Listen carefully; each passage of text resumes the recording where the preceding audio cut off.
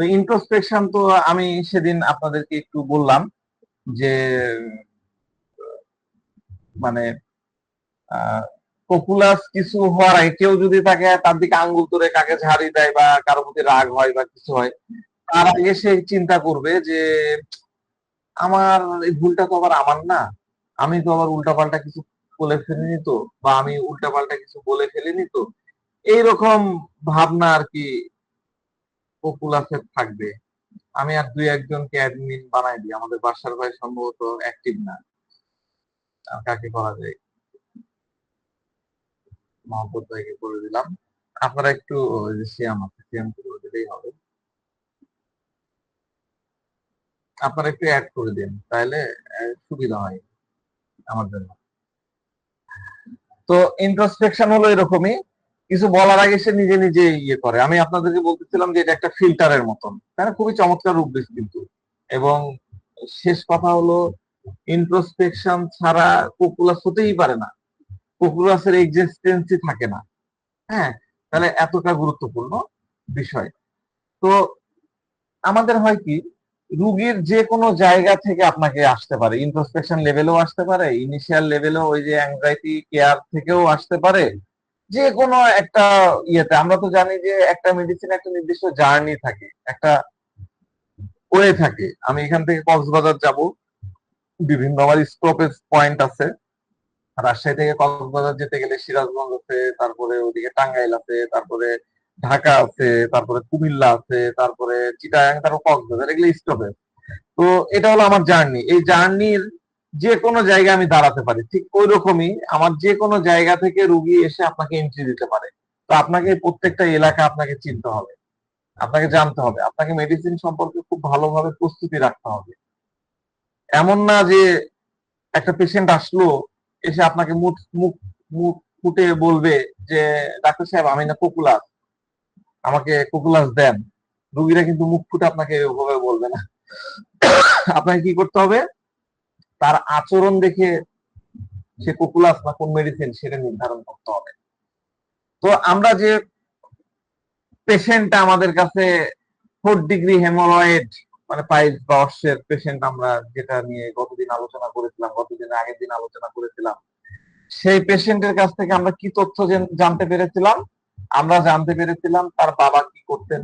তার বাবার যখন অনেক রাগ হতো, তখন তিনি কি করতেন? তিনি কি করতেন? তিনি বাসা থেকে বাহিরে চলে যেতেন। মায়ের উপরে রাগ হয়েছে, গড়গড় করতেছে, তিনি বাসা থেকে বাহিরে চলে যেতেন, বাইরে যে একটু ঘোরাঘুরি করতেন, এইভাবে তার রাগ পড়ে যেত, রাগ থেমে যেত। তার মানে কি, তিনি বাইরে গেলেন মানে রাগটাকে ফিল্টার করে বাসায় ফিরলেন। এইটা কিন্তু পপুলাসের খুব গুরুত্বপূর্ণ পয়েন্ট। আমি বারবার আপনাদেরকে একই জিনিস বলছি, কারণ আপনারা যাতে এই ভুলগুলা না করেন পপুলাস চেনার ক্ষেত্রে। ঠিক আছে? তো বেশিরভাগ ক্ষেত্রে দেখা যায় পপুলাস প্রথমে এটা ভাবে যে কোথাও না কোথাও আমার একটা ভুল, আমার ভুল নেই তো, আমি ভুল করে ফেলিনি তো, কোথাও আমি কাউকে এমন কিছু বলে ফেলিনি তো যাতে অন্যজনের প্রতি রাগ হলো। মানে এরকমটা সে ভাবে যে অন্যজন আমার প্রতি কেন রাগ হলো, বা আমার রাগ হচ্ছে, আমি আবার কিছু করে ফেললাম কিনা। তো এইটাকে আমরা বলছি, কি বলছি, ইন্ট্রোস্পেকশন।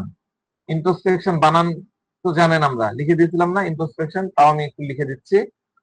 ইন্ট্রোস্পেকশন যেহেতু আমার স্লাইডে নাই, ইন্ট্রোস্পেকশন আপনারা একটু নোট করে নেন। মাইন্ডের সরাসরি রূপ হচ্ছে ইন্ট্রোস্পেকশন। তো ইন্ট্রোস্পেকশন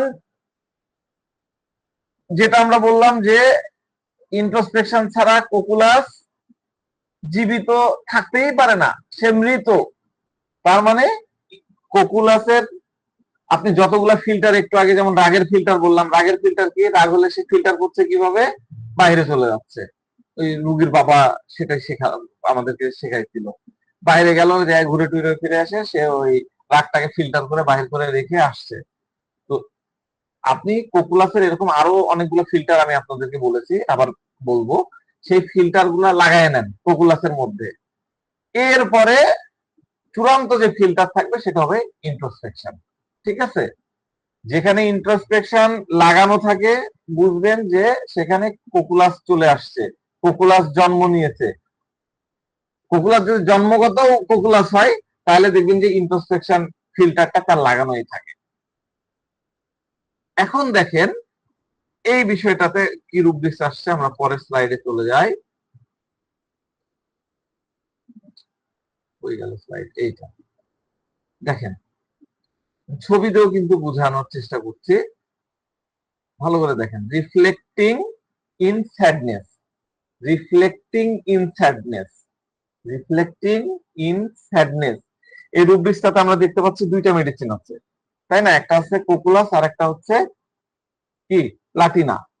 তো দুইটা মেডিসিনই কিন্তু নার, ক্যালভিন নার, হ্যাঁ ক্যালভিন নার থেকে কিন্তু আসছে। এই কে আর যে লেখা আছে দেখেন, পিঙ্ক কালারের লাস্ট এরিয়াতে কে আর, এই দুইটা রুব্রিক, এই রুব্রিক্সটাতে মেডিসিন দুটো অ্যাড করেছেন ক্যালভিন নার। তো এই যে স্যাডনেস, স্যাডনেস কিভাবে রিফ্লেক্ট করে এটা আমরা একটু শিখবো। হ্যাঁ, স্যাডনেস কিভাবে সে রিফ্লেক্ট করে। রিফ্লেকশন মানে তো বুঝেন, মনে করেন কেউ অপমান করে দিল, কেউ ইনসাল্ট করে দিল, বা কেউ বকে দিল, ঠিক আছে? তখন এরা এই স্যাডনেস যে রিফ্লেক্ট করে, প্রকাশ করে, রিফ্লেকশন মানে কি প্রকাশ করা, তাদের মুখে চোখে মুখে আপনি স্যাডনেসটা দেখতে পাবেন। তাদের রিফ্লেকশন দিবে যে আমার এই, তুমি যে আমাকে বকলা, তুমি যে আমাকে ইনসাল্ট করলা, তুমি যে আমাকে অপমান করলা, এই বিষয়টা আমার পছন্দ হয়নি, এই কথাটা আমার পছন্দ হয়নি, এটা কিন্তু রিফ্লেকশন করবে। তো নিজে ঠান্ডা ভাবে চুপচাপ রিফ্লেকশনে কিন্তু মুখ দিয়ে বলবে না, এই তুমি আমাকে বকে দিয়েছো, তুমি আমাকে অপমান করেছো, তুমি আমাকে ইনসাল্ট করেছো, এটা কিন্তু মুখে বলবে না। সে চুপচাপ মুখ কালো করে বসে থাকবে। মুখ কালো করে বসে বসে থাকা বুঝেন? এই মুখ এটাই স্যাডনেস। ভাবনা, কিন্তু মুখ কালো করে বসে আছে, স্যাডনেস। এই যে মুখ কালো করে বসে থাকা, এটা হচ্ছে রিফ্লেকশন। তাহলে এখন রিফ্লেক্ট কিভাবে করতে, কিভাবে করছে? মুখ কালো করে বসে থাকছে, চুপ করে বসে থাকছে, বাস। এটা তার ওয়াইফের উপরে রাগ, হ্যাঁ রাগটা ধরেন যে চরম রাগ হলো, মানে রাগের মাথায়, মানে চূড়ান্ত রাগের মাথায় সে কিন্তু গালি দিবে না, কিছুই বলবে না, কোনো কথাও বলবে না, একদম স্যাডনেস এর মাধ্যমে মুখ কালো করে,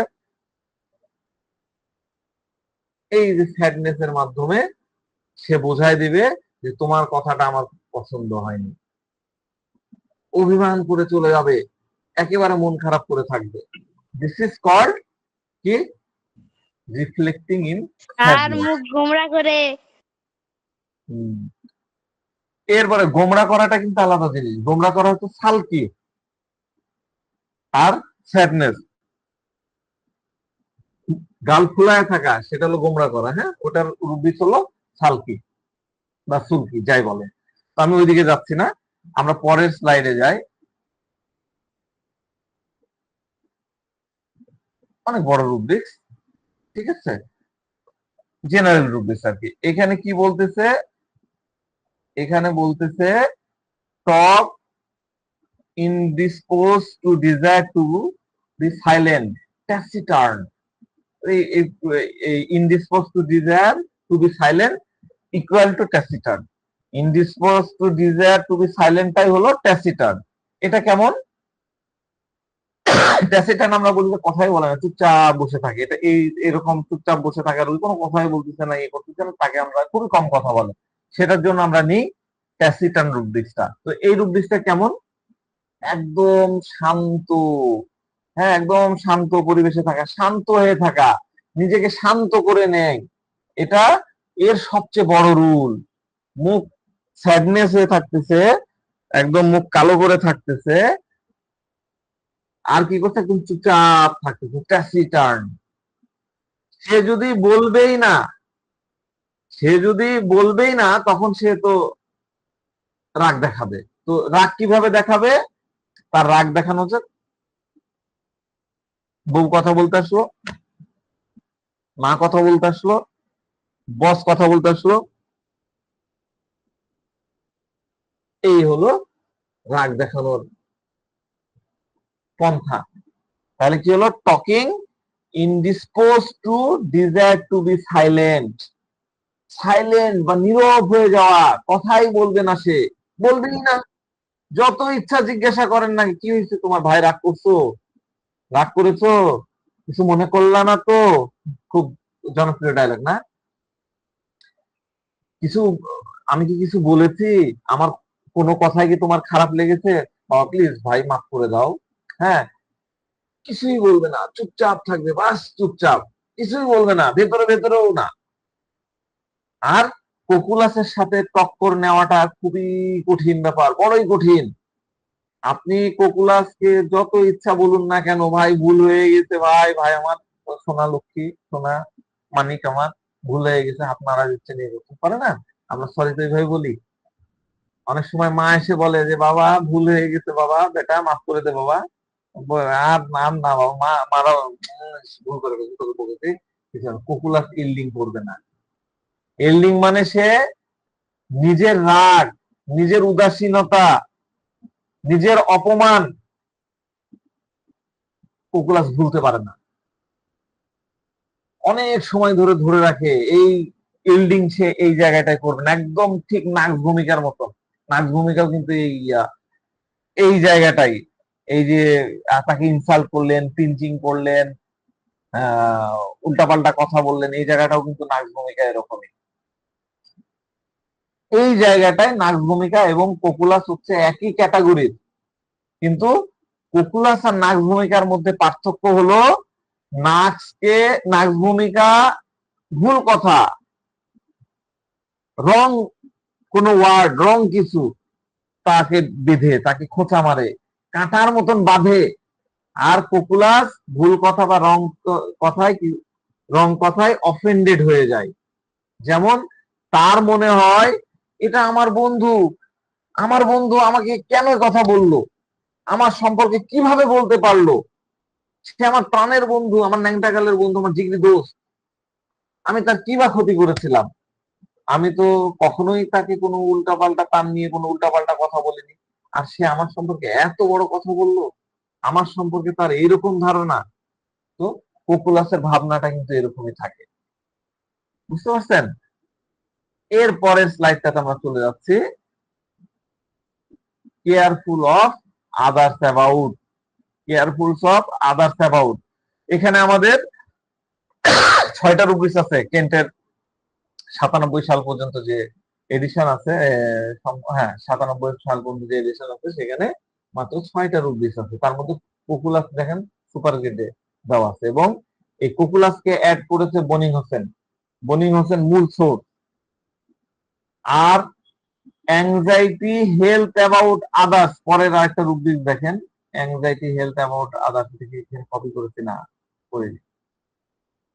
আচ্ছা, এই যে এইখানে দেখেন কেয়ারফুল আদার্স, আর এটা হচ্ছে anxiety health, health about others. ঠিক আছে, এইখানে মেডিসিন আছে একক, পপুলাস এটা কিন্তু নার থেকে আসছে। ঠিক আছে, আরেকটা রুব্রিক আছে দেখেন, পরের স্লাইড আমি দিয়ে রেখেছি, এটা কি anxiety health about relative of little concerned about his on.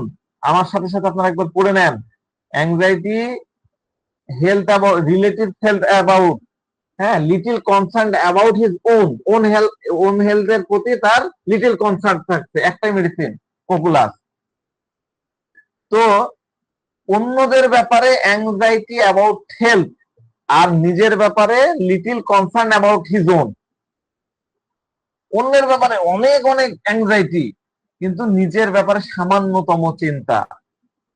ভালো করে মাথার মধ্যে গেঁথে নেন, নিজের ব্যাপারে এই লাইন, মানে সে নিজের ব্যাপারে লাইনে লাইনে দাঁড়ানো আছে, প্রথমে সে অন্যদেরকে নিয়ে ইয়ে করবে, তারপরে সবার শেষে নিজের ব্যাপারে। এটা কিন্তু অনেকটা মনে হতে পারে সিপিআর মতো। ঠিক আছে, সিপিআর এরকম, নিজেরটা সবার পরে। ঠিক আছে, এরপরে আমরা বুঝবো হচ্ছে এল্ডিং ডিসপোজিশন। এটা তো আমরা বুঝি মনে হয়। এল্ডিং নিয়ে তো আমরা কখনোই ইয়ে করি না যে নতি স্বীকার করা, চাপের কাছে নতি স্বীকার করা, তাই না? এল্ডিং এর আমরা ডিফারেন্ট ডিফারেন্ট ব্যাখ্যা ডিফারেন্ট ভাবে করেছি, এটা না আমি অত বেশি বলতে যাচ্ছি না। তো এই যে যতগুলা রুব্রিক্স বললাম, yielding disposition, anxiety, health about, relative, little concern about, বা অ্যাংজাইটি হেলথ অ্যাবাউট আদার্স, ঠিক আছে, কেয়ারফুল আদার্স, এই যে আপনি রুব্রিক্স, এই রুব্রিক্স গুলাই মূলত, আরো এক দুইটা রুব্রিক্স আমার এখন মনে নাই, এই রুব্রিক্স গুলাই মূলত ওই যে পেশেন্টের বর্ণনা, আমি হেমোরয়েড 4 ডিগ্রি হেমোরয়েডের বর্ণনা গত ক্লাসে আমি বলেছিলাম, সেই পেশেন্টের ক্ষেত্রে আমরা কিন্তু নিয়েছিলাম। এবং এই 4-5টা রুব্রিক্স ওই পেশেন্টকে অপারেশনের হাত থেকে বাঁচাইছে। আপনাদের আমি মনে হয় বলেছিলাম, এই পেশেন্টকে অপারেশন করেই ফেলতো, কেন অপারেশন করলো না? কারণ তার ইনফ্লামেশন, তার ওই পাইলসের ইয়েগুলো এত বড় হয়ে গেছিল, 4 গুণ 5 গুণ বড় হয়ে গেছিল, এবং পেইন প্রচন্ড ছিল। এই কারণে ডাক্তার তখন অপারেশন করেনি। ডাক্তার বলেছিল যে আপনি ইয়ে করেন, ঠিক মতো স্যালাইন দিয়েছিল, স্যালাইনে পেন কিলার দিয়েছিল আর অ্যান্টিবায়োটিক দিয়েছিল, যাতে একটু কমে গেলে আমি আপনার ট্রিটমেন্ট করব। ঠিক আছে, আমার ইয়ে চার্জ শেষ হয়ে গেল যে ভাই। আচ্ছা, ঠিক আছে, অসুবিধা নাই। তো এখন আপনারা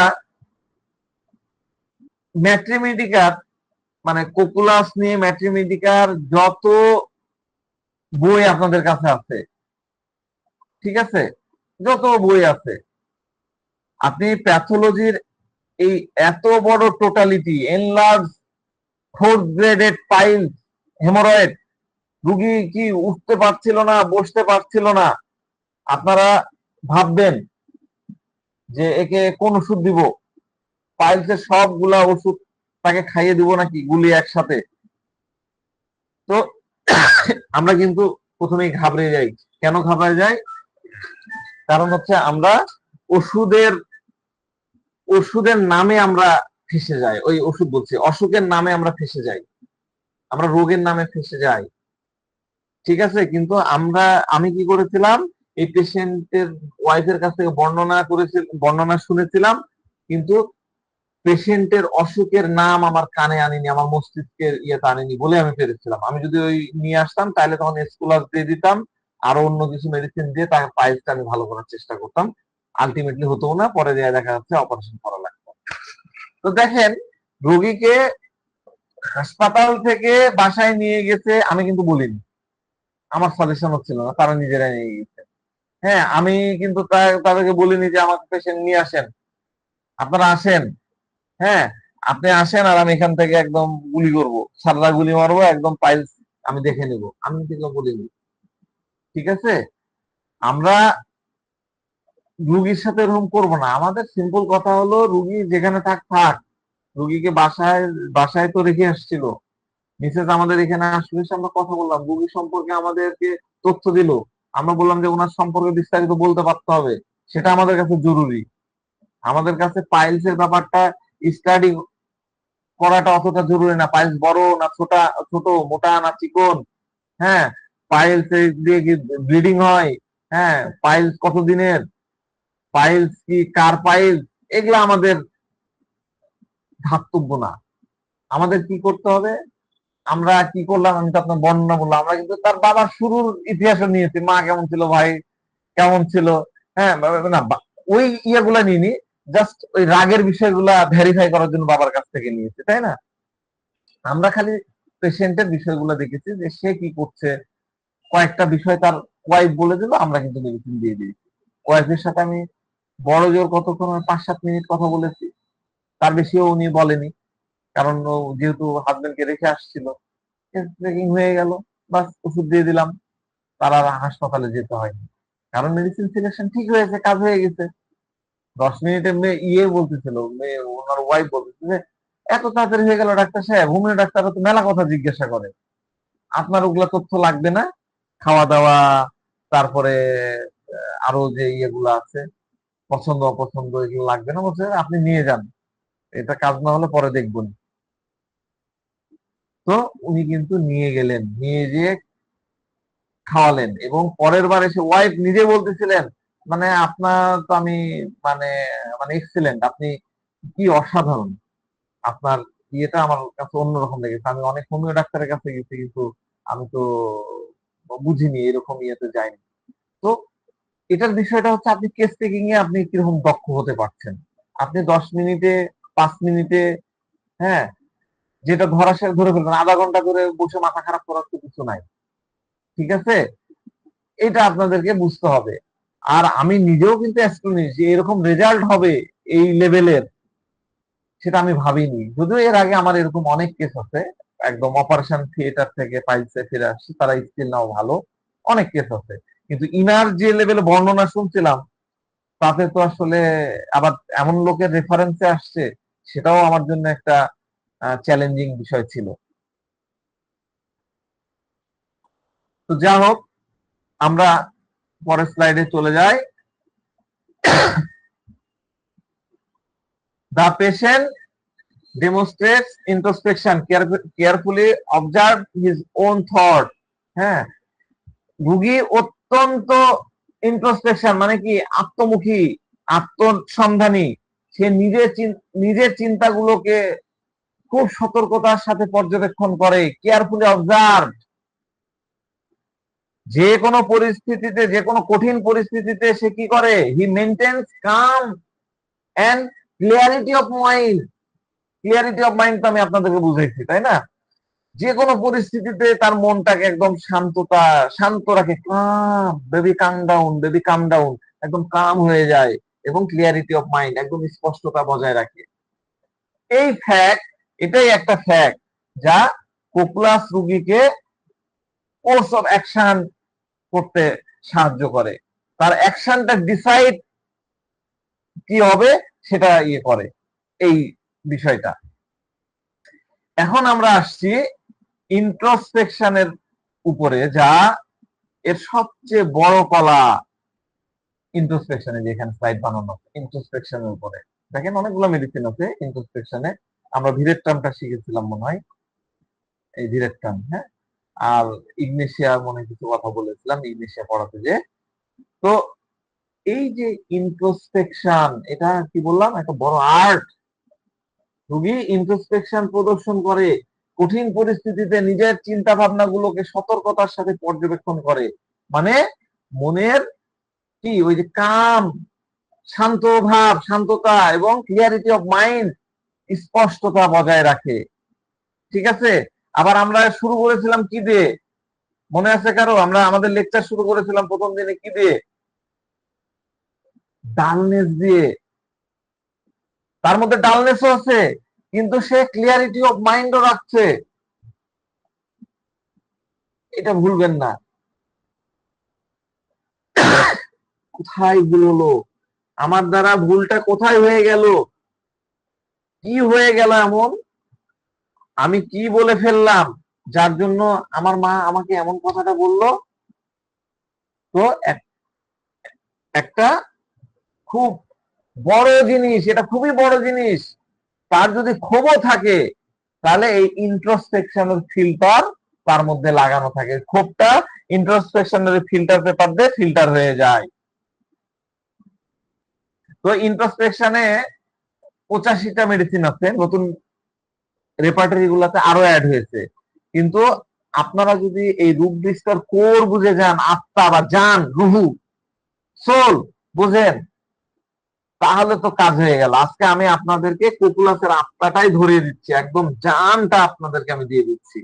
আপনারা যদি কোকুলাসকে ভালোভাবে বুঝে যান, আমি মনে করি যে আপনারা 30% কোকুলাস। অনেক সময় হয় কি যে আপনার সামনে কোকুলাস এসে বসে থাকবে কিন্তু আপনি চিনতে পারেননি, ধরতে পারেননি, জানটা বুঝেননি, এই কারণে আপনি তাকে অন্য মেডিসিন দিয়ে দিচ্ছেন, অন্য মেডিসিন দিয়ে যাচ্ছেন। 2 মাস, 4 মাস, 5 মাস, 2 বছর, 4 বছর, 5 বছর হয়ে গেল। কিন্তু যদি আপনি চিনতে পারাটা ধরতে পারেন, ওই যে ওহ, তা যদি চিনতে পারেন, তাহলে কোকুলাস আপনার কাছ থেকে ছুটে যাবে না, আপনার চোখের পলক থেকে বের হয়ে যেতে পারবে না, এটা মাথায় রাখবেন। ঠিক আছে, এরপরের স্লাইডে আমি চলে যাই। আমার চেহারা কি দেখা যাচ্ছে? যাচ্ছে তো মনে হয়। দেখা যাচ্ছে স্যার। হ্যাঁ, আচ্ছা, এরপরে পার্ট টু। আচ্ছা, একটা স্লাইড মনে হয় মিসিং করে গেছি, স্লাইডটা কই গেল? Introspection, he is very slow. আচ্ছা, আমি একটা স্লাইড এখানে তৈরি করতে ভুলে গেছি বা কোথাও ঢুকে গেছে, আমি টানাটানি করি তো স্লাইড, আমি স্লাইডটা আমি আপনাদের এখানেই করে দিচ্ছি। আমরা এইখানে যাই, এটা হলো এরকম। In nutshell the কোকুলাস patient is easily manageable. ঠিক আছে, আমরা এটাকে একটু ঠিক করে নিলাম। আপনারা দেখে নেন, in nutshell the কোকুলাস patient is easily manageable, highly compressing, mild and contain. খুব ইম্পর্টেন্ট কথা, কোকুলাস রোগী খুব সহজেই সামলানো যায়, সে অত্যন্ত আপোষকারী, হ্যাঁ, মেনে নেয়, মাইল্ড, কম্প্রোমাইজ করে আর কি, মাইল্ড এবং কন্টেন, সন্তুষ্ট হয়, easily contain. Before taking any action, যে কোনো পদক্ষেপ নেওয়ার আগে সে নিজেকে অন্য ব্যক্তির অবস্থানে দাঁড় করে, আমি যদি ওরকম হতাম, এবং সে গভীর ভাবে ভাবে যে হয়তো আমি ওই জায়গায় থাকলে এরকমই কাজ করতাম। খুবই বড় কথা, কোকুলাস নিজে আগে অন্যের পজিশনে নিজেকে দাঁড় করায়, নিজেকে নিজে ফেলে। আমি যদি আমার বান্ধবীকে রাগের কথা বলতাম, আমি যদি আমার বন্ধুকে রাগের কথা বলতাম, আর আমি যদি তার জায়গায় হতাম, তাহলে কি আমি রাগ করতাম? এভাবে সে ভাবে। যদি আমি তার জায়গায় হতাম ডাক্তার সাহেব, আমিও হয়তো এরকমটাই করতাম। রুগী সেই কথা আপনাকে বলবেন, ডাক্তার সাহেব আমি ওখানে রাগ করি না, কারণ আমার মনে হয় আমিও যদি তার জায়গায় থাকতাম তাহলে আমিও তো রাগ করতাম। আমিও যদি আমার স্ত্রীর জায়গায় হতাম, তবে আমি ভাবতাম যে প্রতিদিন এইভাবে কে রান্না করে দিবে, তার জন্য আলাদা পদের রান্না করো, এই করো। এটা তো হতো না। আমি ওই যে আগের দিনের একটা গল্প বলতেছিলাম যে ভদ্রলোকের পেটের সমস্যা, ওয়াইফ অনেক মরিচ দেয়, লঙ্কা দিয়ে রান্না করে, বলছিলাম না? সে ওই লোক কিন্তু এরকম ইন্ট্রোস্পেকশন করছে যে আমি যদি আমার মিসেসের জায়গায় হইতাম, আমি যদি আমার ওয়াইফের জায়গায় হইতাম, প্রতিদিন কে ওইভাবে রান্না করতে পারে, আমি কি করতে পারি? তো কোকুলাসের এটা একটা বিশেষ কথা, আমি নিজেকে তার পজিশনে প্রথমে ফেলে ভাবি যে আমি যদি তার জায়গায় হতাম তাহলে কি করতাম। তাহলে এটা হলো একটা ইন্ট্রোস্পেকশনের অর্থ। বুঝতে পারলেন ইন্ট্রোস্পেকশন কতগুলো জিনিস আমি আপনাদেরকে শেখাই দিলাম। এরপরে হচ্ছে আমরা পার্ট টু তে যাব।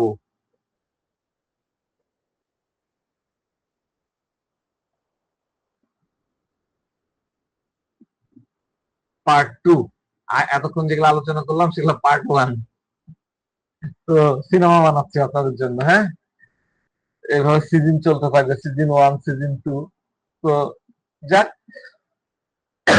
এই পার্টটা রুগীর আপনার কাছে আসছে পার্ট টু লেভেলেও আসতে পারে, অথবা নাও আসতে পারে, কিন্তু আপনাকে শিখে রাখতে হবে। আমরা স্লাইডে চলে যাই, next slide. He is very slow. হ্যাঁ, সে নিজের আবেগ প্রকাশ করতে খুবই slow. Reveal his emotion and opinion, মানে সে তার নিজের আবেগ প্রকাশ করবে খুব ধীর গতিতে।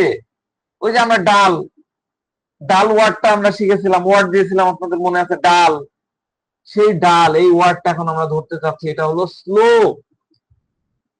আমরা এখন স্লো এর উপরে কাজ করব। এন্ড কি লিখছে, and gently prefer to remain in the background rather than at the front. এবং সাধারণ মানের সারির চেয়ে ব্যাকগ্রাউন্ডে বা পেছনে থাকতে ইয়ে করে। হ্যাঁ, আমি নিজেকে কোকুলাস কখন মনে করলাম, আমি রাজশাহীতে একটা প্রোগ্রাম করেছিলাম, আমাদের এখানে অনেকেই সেই প্রোগ্রামে উপস্থিত হয়েছেন। সেই প্রোগ্রামের বাজেট ছিল প্রায় 7.5 লাখ টাকার মতন। আমি সেখানে আমার নিজের পকেট থেকে প্রায় 70-80 হাজার টাকা খরচ করেছিলাম প্রোগ্রামটাকে তোলার জন্য, লেগেছিল সাবসিডি। তো সেই প্রোগ্রামে আমি স্টেজে উঠিনি, কোনো মাইকেও যাইনি, কোথাও কোনো কেউ বক্তা থেকে শুরু করে সে প্রোগ্রামে আমি যাকে সভাপতি বানিয়েছিলাম, কেউ কখনো আমাকে একটা কৃতজ্ঞতাও পর্যন্ত দেয়নি। হ্যাঁ, আমি ব্যাকগ্রাউন্ডে থেকে কাজ করেছি সবার জন্য, না হোমিওপ্যাথির জন্য করতে হবে। ঠিক আছে, ইন ইন মানে মানে কি বলবো, দিনে 5টা খাবার ছিল, তারপরে সবার থাকা রেসিডেন্সিয়াল প্রোগ্রাম ছিল, সবকিছু আমি ম্যানেজ করেছি, কিন্তু আমি কখনোই টাকাও ইভেন দেন আমার পকেট থেকে আমি টাকা দিয়েছি প্রায় 70,000 টাকা প্লাস 50 প্লাস আমি টাকা দিয়েছি। তো তখনকার ইয়েটা আমার ছিল এই সেম জিনিসটা, আমি কাজ করব ব্যাকগ্রাউন্ডে, আমি ফ্রন্টে আমার আসার দরকার নাই। আমি ফ্রন্টে আমি পার্সোনালি নিজে পছন্দ করি না যে থাক আমাকে ফ্রন্টে আসতে হবে। আপনি কৃতজ্ঞতা স্বরূপ আমার নাম স্মরণ করছেন, আপনি বলছেন, সেটা ভিন্ন কথা, কিন্তু আমি ফ্রন্ট সারির থেকে ব্যাকগ্রাউন্ডে থাকতে পছন্দ করছি। কোকুলাসের মেন্টালিটিটা কিন্তু এরকম। তো এইখানে একটা জিনিস চলে আসে, কি চলে আসে? চলে আসে হচ্ছে টিমিডিটি। আমরা পড়াইছিলাম না টিমিডিটি ইন পাবলিক অ্যাপিয়ারিং, সাইলেশিয়া পড়তে যে। তো এই যে টিমিডিটি, এটাও কিন্তু একটা কারণ হতে পারে এই যে ব্যাকগ্রাউন্ডে কাজ করার। টিমিডিটি আছে, টিমিডিটির অর্থ হচ্ছে এখানে ফেয়ারফুল একটা বিষয় থাকে, কাওয়ার্ডনেস একটা বিষয় থাকে। আপনারা ডিকশনারিতে যদি টিমিডিটির অর্থ দেখতে যান, কারণ সেইখানে আপনি দেখতে পান ওখানেও কিন্তু লেখা আছে, ডিকশনারিতে লেখা আছে ফিয়ারফুল, কাওয়ার্ড, ল্যাকিং বোল্ডনেস, এই টাইপের ওয়ার্ড দেওয়া আছে।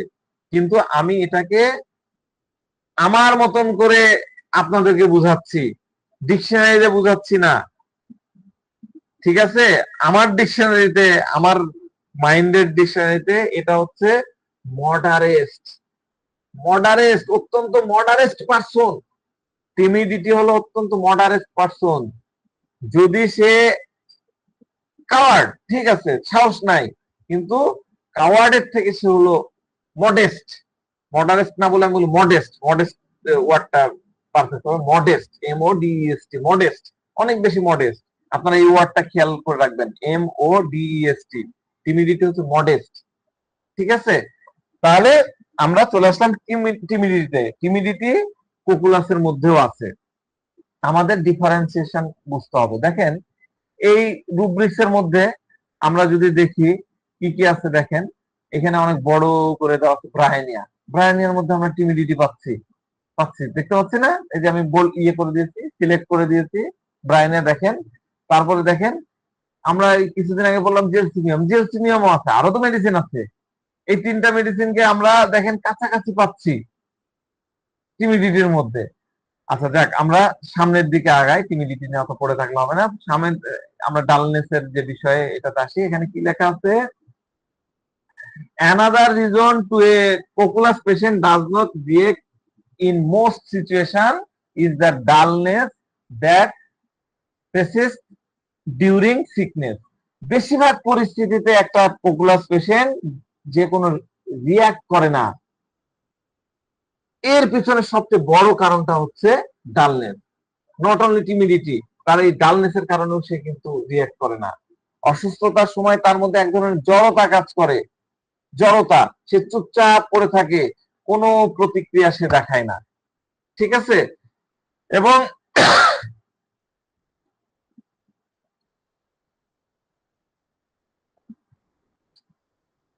আমি তো দেখছি স্লাইড উল্টাপাল্টা করে দিয়েছি। এবং কি হচ্ছে, এবং ওয়ান রিজন হিজ মাইল্ডনেস, আমরা এটাকে একটু পেস্ট করে দিই। One reason his mildness in his tendency to accept situation as they are, মানে তারা এই শান্ত এবং মাইল্ডনেস, মানে শান্ত এবং নরম স্বভাবের পেছনে দুটা বড় কারণ হচ্ছে, একটা হলো পরিস্থিতি যেমনই হোক না কেন সেটা খুব সহজে মেনে নেয়, এবং দ্বিতীয়টা হলো, এটা হলো আসল ঘটনা, মানে ফ্যাক্ট। এখানে লিখেছি ফ্যাক্ট, অ্যাসেস দ্য ফ্যাক্ট। এই ফ্যাক্টটা হলো ঘটনাটা বুঝতে তার প্রচুর সময় লাগে, কারণ সে হলো স্লো, ডালনেস, স্লো। আর একটু আগে তো স্লো ওয়ার্ডটা বললাম। আর যতক্ষণ সে পুরো ব্যাপারটা বুঝতে পারে ততক্ষণ ট্রেন কিন্তু লাইন পার হয়ে গেছে, স্টেশন পার হয়ে গেছে, মানে অনেক দেরি হয়ে গেছে। তখন ভাবে যে এখন আর ঝামেলা করে বা অ্যাকশন নিয়ে লাভ কি, যা হওয়ার তা তো হয়ে গেছে। হ্যাঁ, সে মনে করতেছে that take action would be useless, action নিয়ে লাভটা কি, এটা ইউজলেস। তাহলে এখন সমস্যাটা কোথায় আসে? সমস্যা হলো তার সময় খুব বেশি লাগে কোনো ফ্যাক্টকে, কোনো একটা ঘটনাকে বা কোনো একটা জিনিসকে অ্যাসেস করতে। অ্যাসেসমেন্ট তো বুঝেন, অ্যাসেসমেন্ট আমরা বুঝি না, মেজার করতে, আইডিয়া নিতে, এই অ্যাসেস করতে তার অনেক বেশি সময় লাগে। তাহলে আমরা দেখুন আরেকটা ওয়ার্ড এখন শিখতেছি, সেটা হলো ফ্যাক্ট।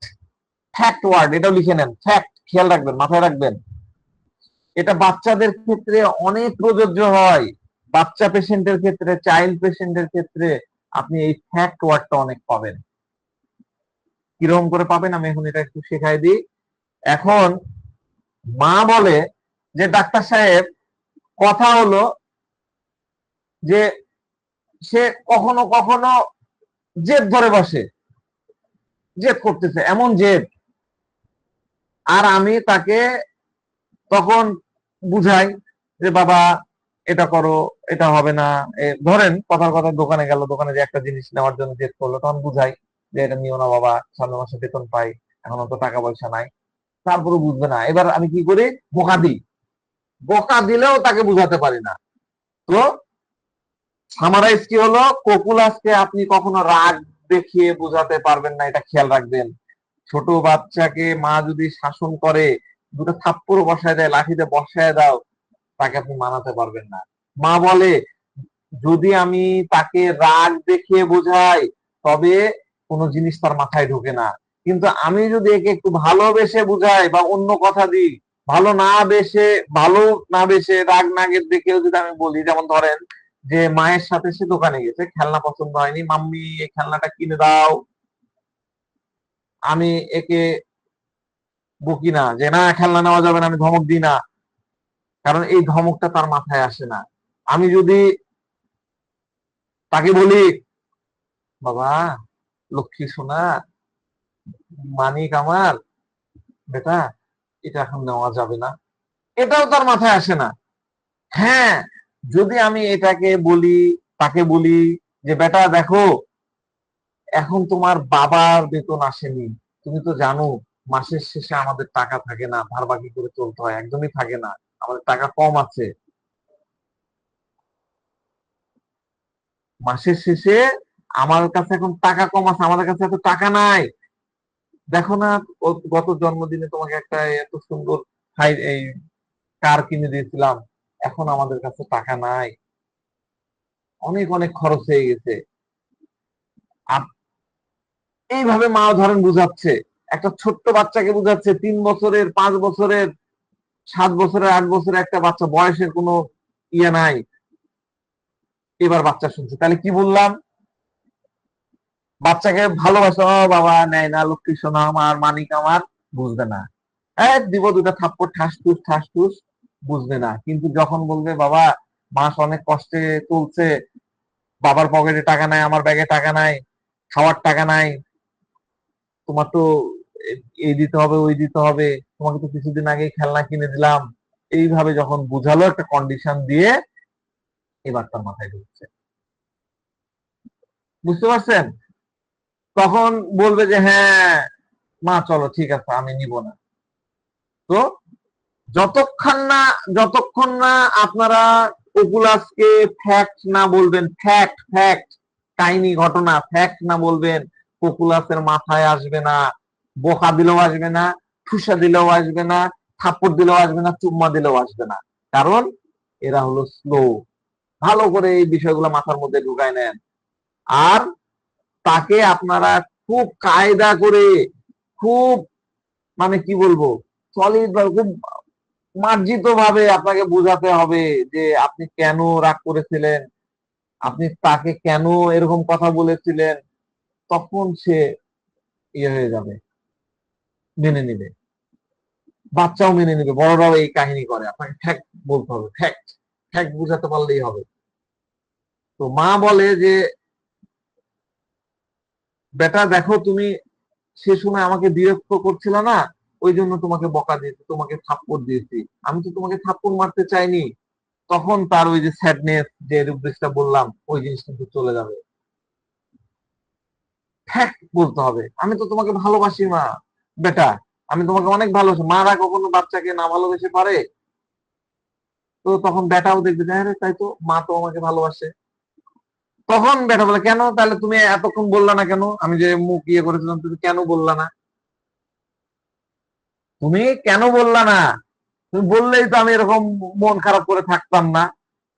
তো এটাই হলো ককুলাস। আপনি তাকে ফ্যাক্ট বুঝান, কিভাবে তার ভুল কোথায় হলো, কিভাবে হলো, তাহলে সে মেনে নেবে, তখন যে সে এল্ডিং করবে। বুঝতে পারছেন? তো আজকে আমার স্লাইড গুলো সব এলোমেলো হয়ে গেল কেন আমি তো বুঝতেছি না। আচ্ছা, তো যতক্ষণ না পরিস্থিতি স্পষ্ট ভাবে বোঝান ততক্ষণ দেখা যাচ্ছে অনেক দেরি হয়ে গেছে, সে ওরকম হয়ে পড়ে থেকে গেছে, লেট হয়ে গেছে। তো যাক, আমরা পরের স্লাইডে চলে আসছি। পরের স্লাইড হলো when he does not take action, it does not means he has given the person or forgotten the incident. যখন সে অ্যাকশন নেয় না তখন মানে তার মানে এই নয় যে মানুষটা ভুলে গেছে বা ঘটনা ভুলে গেছে, ক্ষমাও করেনি, ভুলেও যায়নি। হ্যাঁ, এটার মানেটা কি? এর পরের স্লাইডে চলে আসি।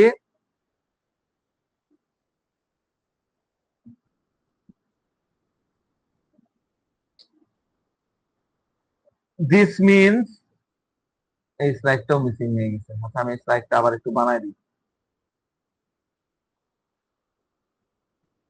দিস মিনস when he, আচ্ছা এটাকে এখানে দি আগে, তারপর বলছি। This means that when he meet the person who has wronged him, he will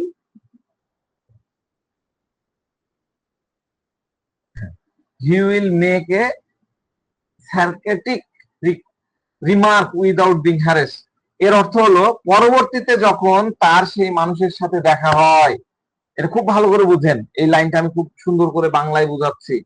পরবর্তীতে যখন তার ওই মানুষটার সাথে দেখা হয় যে তার সাথে অন্যায় করেছে, তাকে কটু কথা শোনাইছে, তাকে পিঞ্চ করেছে, তাকে